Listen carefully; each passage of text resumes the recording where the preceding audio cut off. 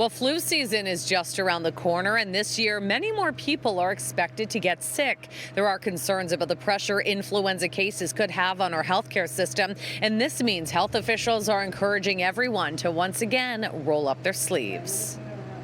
Our government has invested over $89 million to deliver one of the largest flu immunization programs in Ontario's history. 7.6 million doses of flu vaccine are expected in Ontario by the end of November and will be arriving in multiple shipments. Initial supply has already been going into the arms of long-term care residents, and vaccines are supposed to be available now for seniors, children under 5, pregnant women, and others with certain health conditions.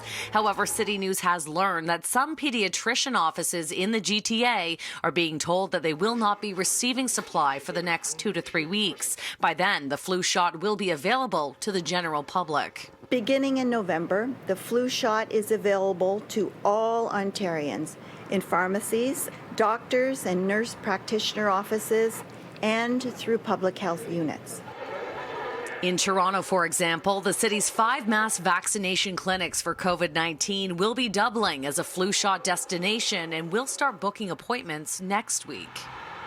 Now, last year, there were only 25 confirmed lab cases of the flu in all of Ontario, which is historically low. And of course, there are many reasons behind that, including the fact that we were locked down for most of the winter. Now, this season may not be typical, but the flu virus is expected to spread.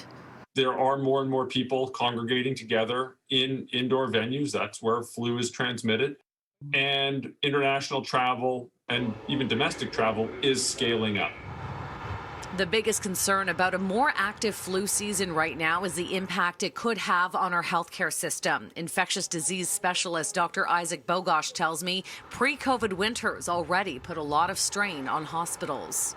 Every December and January, we always saw headlines about healthcare capacity, hallway medicine, you name it. And a lot of that's driven by a predictable influx of patients with respiratory illnesses that come in during the winter months. And that's with an ordinary flu season. Remember, the flu can kill about 3,500 Canadians per year, and it also kills anywhere around about 500,000 people on planet Earth per year. Like, it's a nasty infection. It's a nasty, nasty infection. Now, last year, demand for the flu shot was up by a whopping 500%, and the province is planning for an even bigger uptake.